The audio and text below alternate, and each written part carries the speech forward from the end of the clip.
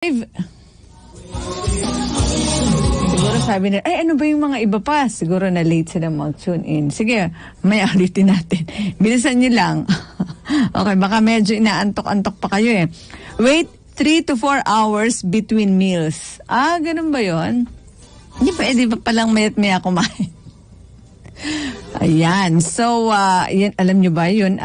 Ulitin ko, sa mga hindi nakuha, para daw mapalakas nyo inyong ating immune system, do 50 jumping jacks twice a day. Hold a child pose for 2 minutes once a day. Number 3, take a 2-minute active break every hour throughout the day. Number 4, drink a glass of water first thing in the morning. At number 5, wait 3 to 4 hours between meals.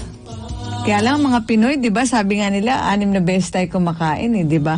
Breakfast, tapos meron pang snack, morning snack, tapos 'di ba magla-lunch, tapos merong afternoon snack, at yung iba nga meron pang midnight snack.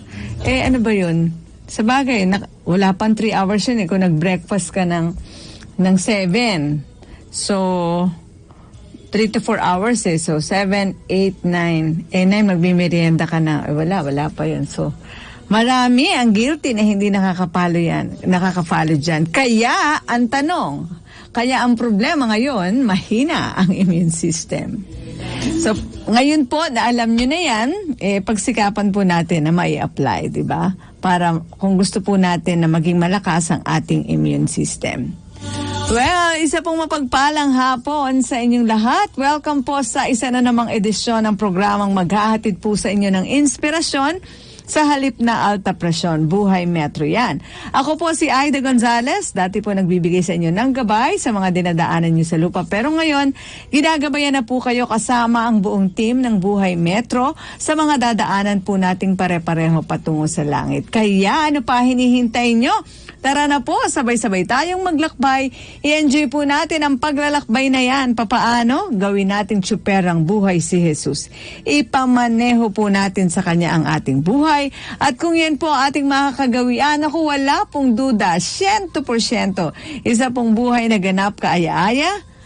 At hindi nyo po mai-imagine sa ganda na destinasyon ang ating mararating kahit na nandyan pa rin si COVID-19. Ngayon po ay araw ng, anong araw ngayon? Huwebes! Akalaan nyo, ang bilis talaga ng panahon. November 11 na! Grabe! Di ba bakasyon? Talaga, nakikinig kayo November... lulusot pa ako November 4. Ano na? Ayan, 51 days na lamang bago magpasko.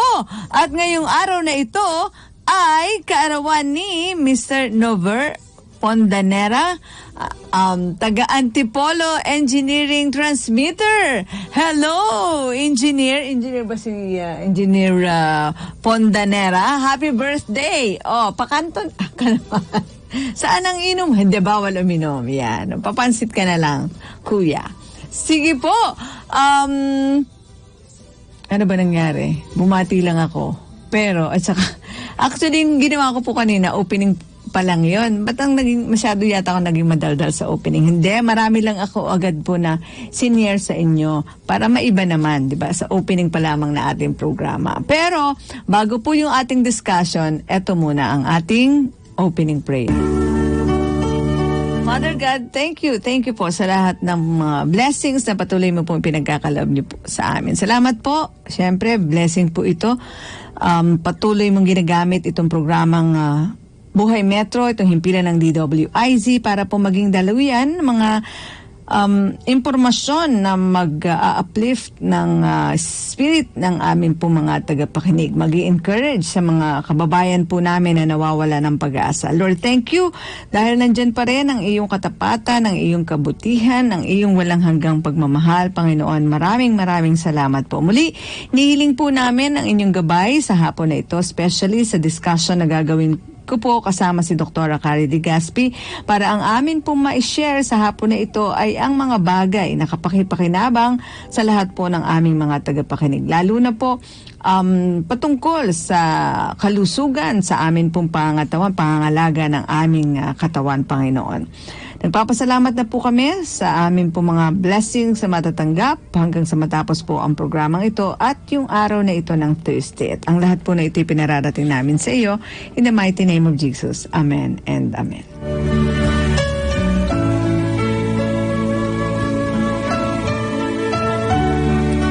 O ano bang balita ngayon? So mamaya wala nang curfew. So ang ibig sabihin ay parang hindi na tayo sanay. Ayun, balik na. So, may mga tao ng paggalagala. Kasi di ba naalala niyo yan, nung halos 2 taon din yan, na talagang pagdating ng alas 6, alas 7, talagang wala ng tao sa kalsada. Tapos, di ba, sa umaga naman, well, actually, nagsimula tayo ng hanggang 4 o'clock di ba? May curfew. Pero nung magtagal, ginawa naman na 5 o'clock o 3 o'clock.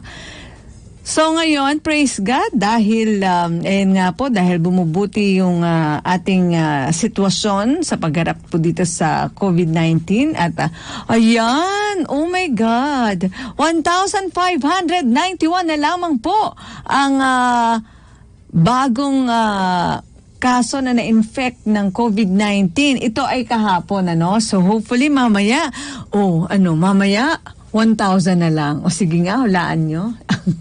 Diba? So, of course, nagpapasalamat tayo dyan sa mga ganyan pong development. Pero syempre, mamaya baka may mga iba pandagdag na update si Dr. Cari kung ang COVID-19 po ang ating pag-uusapan, kaya hingin natin yan sa kanya.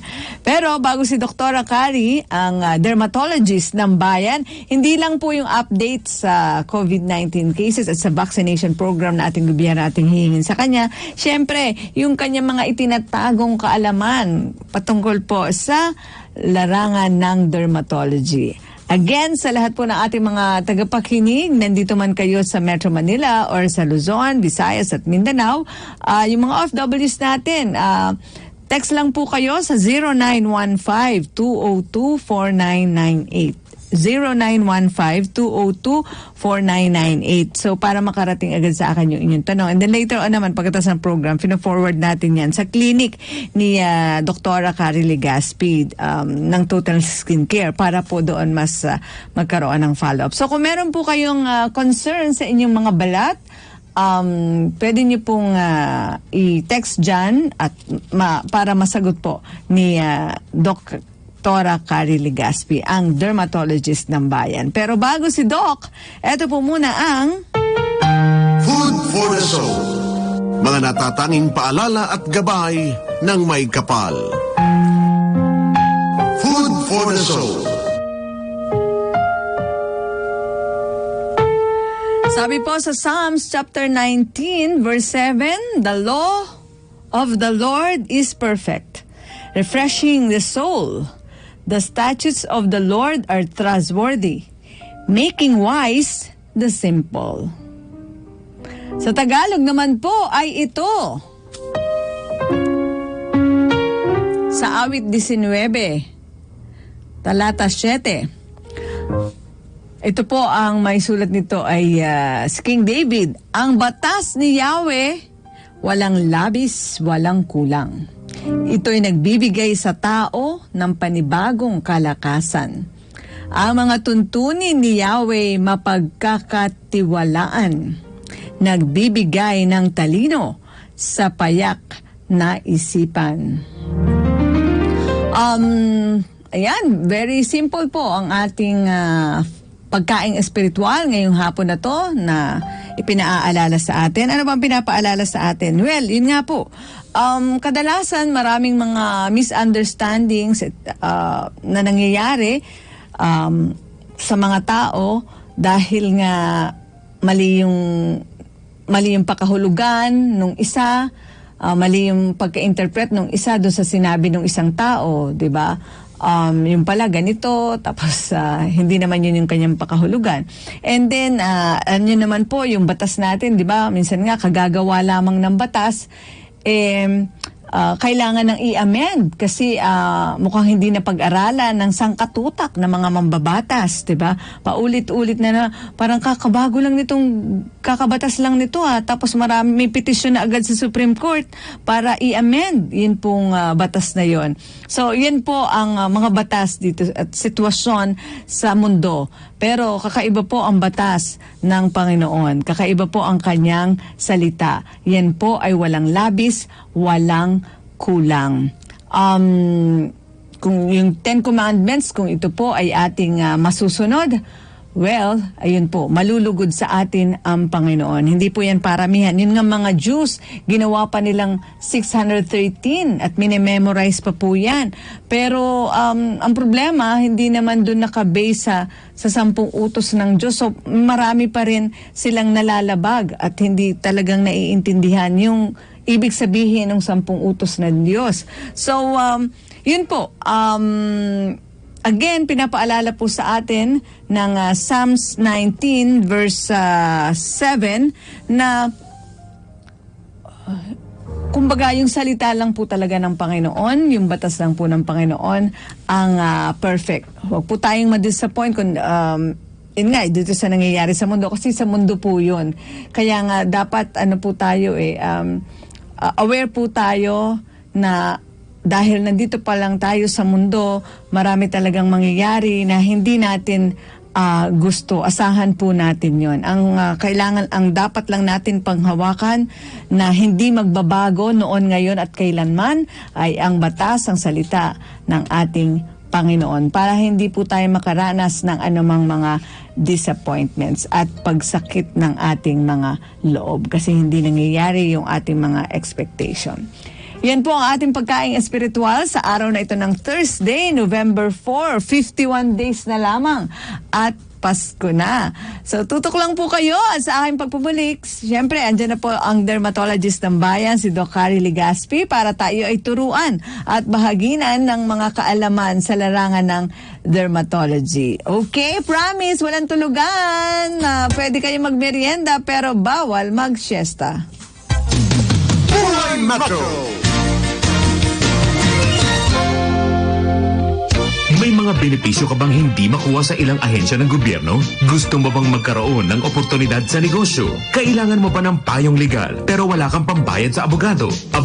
Tumutok ka na sa programang Mare ng Bayan tuwing alas 5:30 ng hapon hanggang alas 6:30 ng gabi mula Lunes hanggang Biyernes kasama ang batikang journalist na si Mare Yao. Dito lamang sa himpilang may todong lakas. DWIZ 882. Audio Broadcasting Corporation and Insular Broadcasting System Inc. is looking for account executives to join our team. Anyone can apply. We are looking for male or female individuals who are college graduates. Marketing graduates and those with marketing backgrounds are preferred. If you are interested, you may send your resumes at abc.hrmd@gmail.com. We look forward to working with you soon. DWIZ. At ngayon, balikan natin si AIDA Gonzales sa Buhay Metro.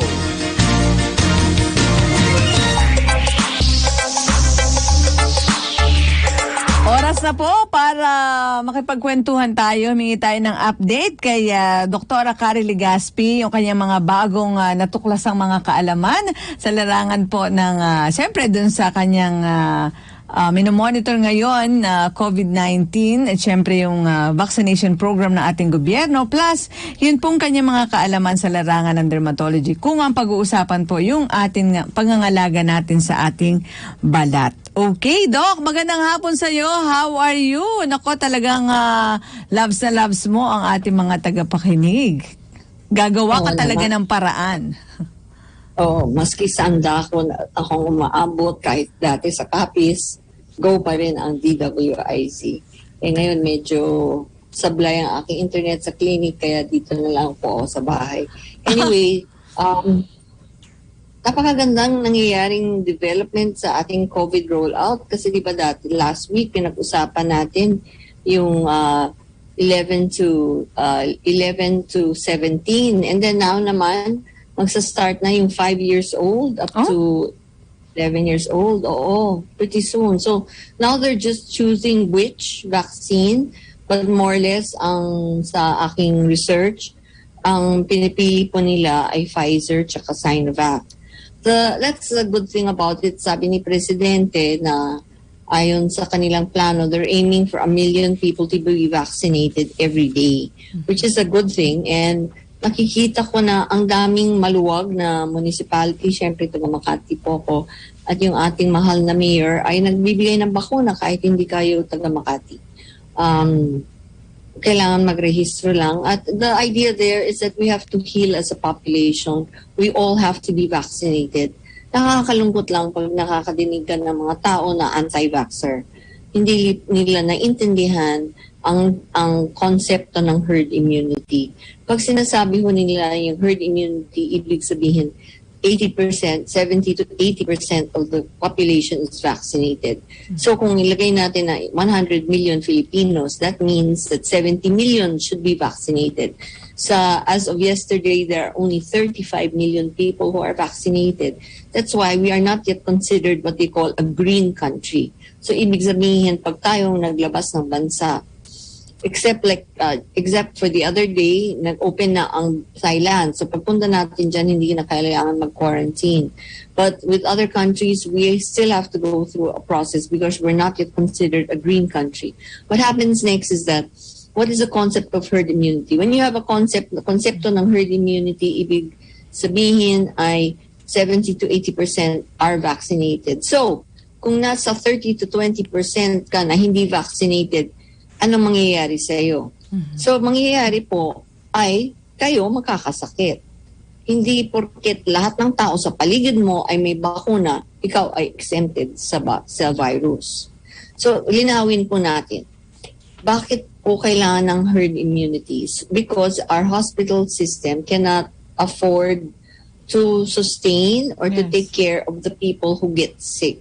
So we have to protect each other, protect ourselves and our bubble. What is our bubble? Is our immediate family. Bawal magtanggap ng bisita sa bahay mo. You never know where they came from. Bawal na palabas-labas ang mga kasambahay because if they go from someplace, and then many times they are what they call asymptomatic. Wala silang simptomas.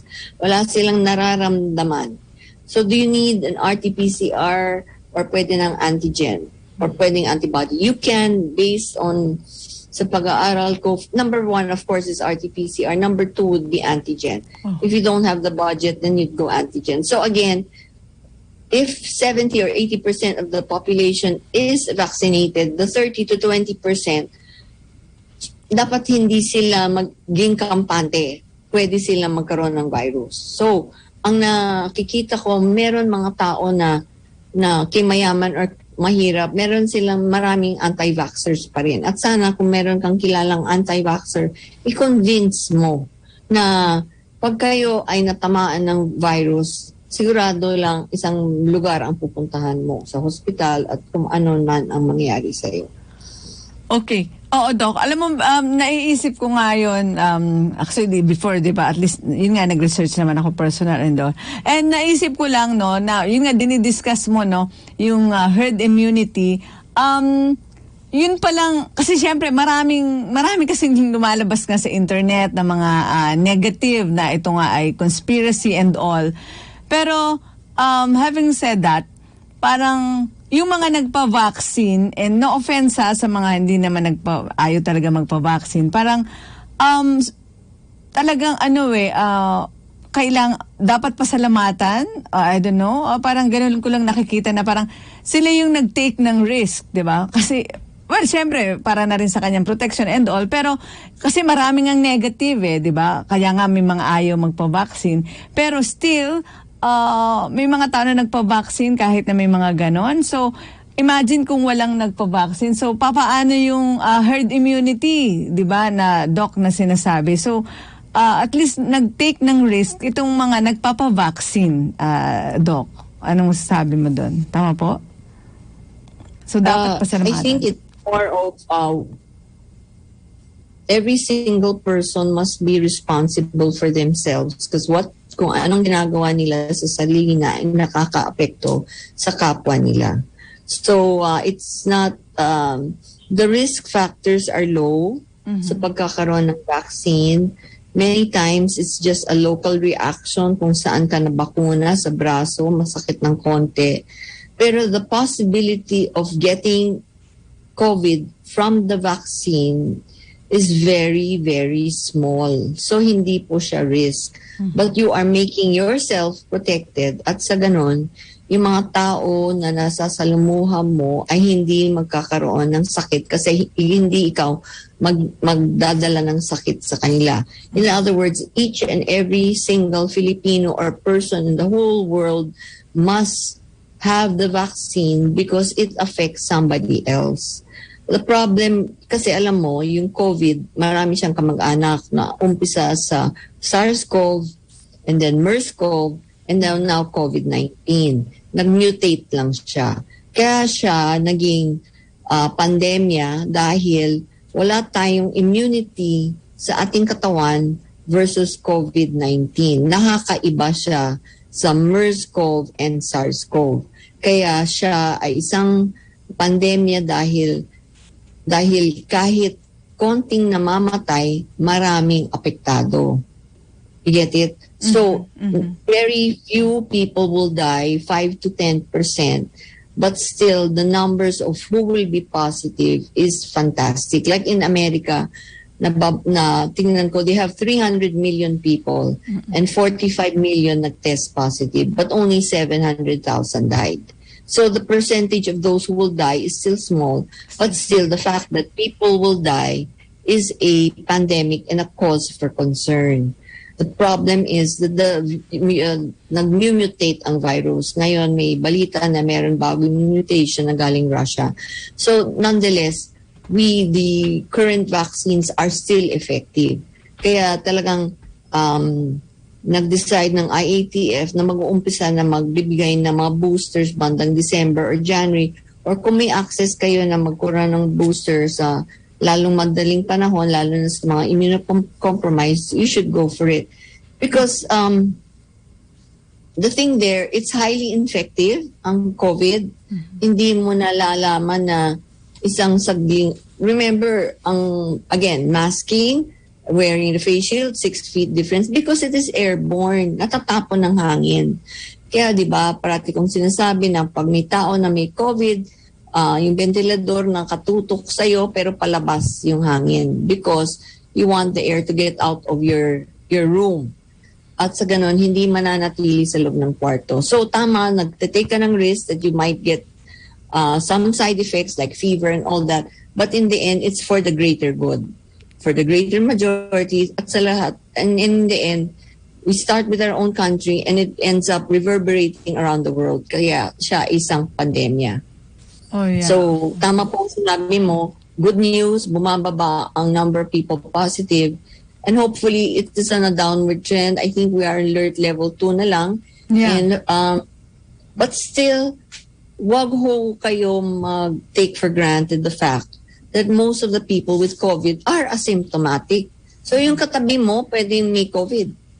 So you still don't take it for granted and, you talk to anybody na walang mask. Konting sakripisyo lang yan. Kahit sa Amerika, hate na hate nila yung mask. Parating sinasabi, it's against their civil rights, freedom of choice, and all that. But your freedom of choice ends where my freedom of having good health begins. So, dapat mag-isip tayo sa ating mga kapwa na we don't, we owe it to ourselves and to other people to be careful. And it's a little sacrifice to wear a mask. Anyway, kung maganda ka, makikita naman sa mata mo. At sa iba, kung pangit ka talagang kahit with or without mask, wala ka magagawa. Hindi, joke lang yan. So, yeah.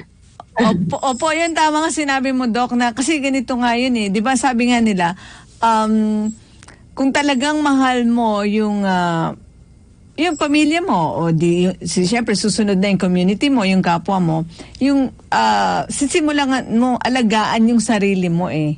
Why? Yes. Kasi yung pagiging healthy mo, yung wala kang problema is hindi ka po problemahin ng immediate family mo, ng kapwa mo. Kaya yun mismo, yung pagiging healthy, yung pagiging mapangalaga sa sarili, yun ay pagpapakita na mahal mo yung pamilya mo, right? Kasi ayaw mo sila magka-problema.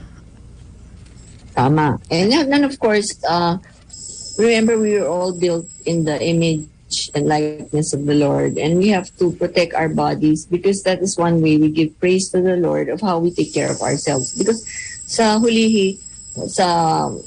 end of the day, nobody can love you more than yourself.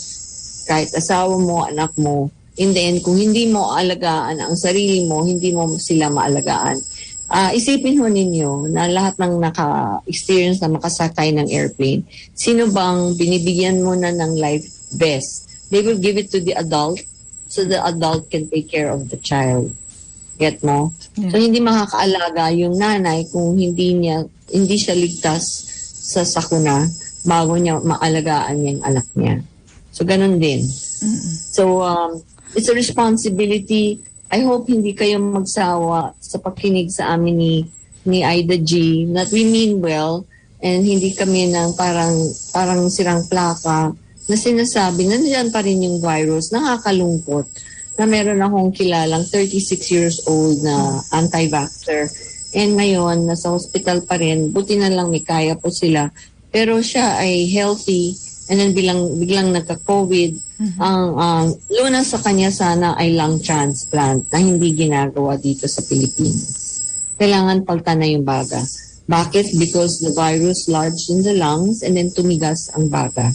Kung tumigas ang bago, paano siya mag-expand? Paano ka makakahain? So, for me, well, I have very radical points of view, but the point there is that we all have the responsibility to ourselves and to our families and to the Lord to take care of our own bodies because walang higit na magmamahal sa sarili kundi kayo mismo. Okay. Sige, Doc. Mag-station break lang po muna tayo. Siyempre, yan yung nakuha nating update mula sa iyo dito sa vaccine rollout program na ating gobyerno. Although, may mga tatanong pa sana ako, but 2:37 na po kasi. Bigyan daan natin yung ating mga balita. At syempre sa ating pagbabalik, Doc, ano ang ituturo mo, i-share mong kaalaman sa larangan ng dermatology sa ating mga tagapakinig today? So we'll talk about shingles or herpes zoster. Okay, sige po. Babalik po kami ni Doc Carrie Legaspi, ang dermatologist ng bayan, makalipas lamang ang ilang paalala. Buhay Metro! Patuloy na naglilingkod sa bayan. Mas todong pagbabalita. Mas todong pagseserbisyo publiko. Ito ang DWIZ 882. Mas todong lakas. Mas pinakikinggan ng buong bansa. DWIZ 882. Tapat na serbisyo hatid namin sa inyo sa mga programa. Sulong na Bayan. Radyo, klinika, balita na, serbisyo pa. Pulis at your service. Senior Citizens Forum. Mr. Taxman. Buhay Metro.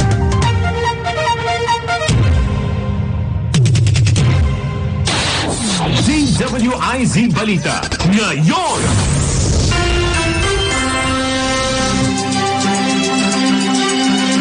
Mas mabigat na parusa sa kasong perjury, nilagdaan na ni Pangulong Duterte.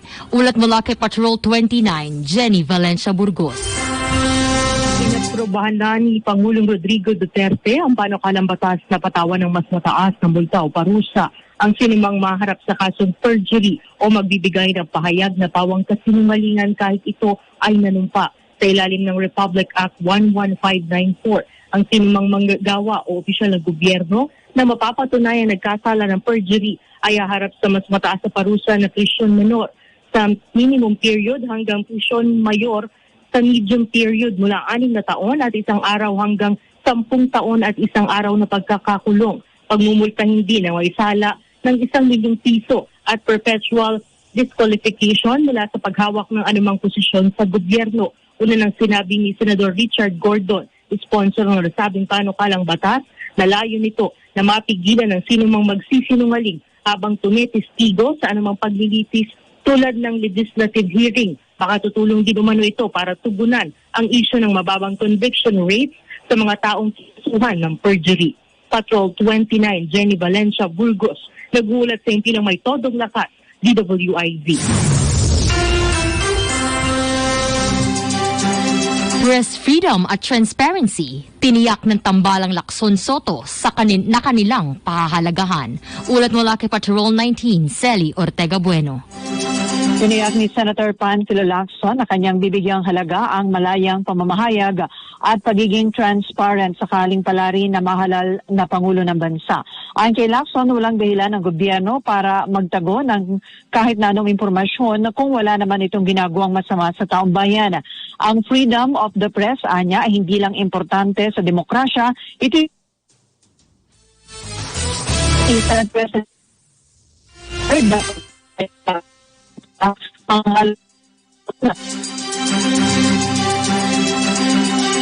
Babalikan natin ang ulat ni Patrol 19 Celi Ortega Bueno. Samantala, ilang opisyal ng PNP binalasa. Detalye ng balita ngayon mula kay Patrol 9, J. Mark Dagala. Ang patupad ng balasahan sanay ng Philippine National Police o PNP, siyang na araw bago magretiro sa pwesto si PNP Chief Police General Guillermo Eliazar. Sa nakuhang dokumento ng DWIZ Patrol, kabilang sa mga isinailalim sa reassignment, sina Police Brigadier General Alexander Tago mula sa PNP Highway Patrol Group o HPG ay inilipat na bilang Regional Director ng Police Regional Office 12 o SOC Sergeant. Papalit naman kay Tagum sa HPG si Police Brigadier General Gregory Bongyabal, habang malilipat naman sa Directorate for Intelligence si Police Brigadier General John Michael Dubria mula sa PNP Region 12.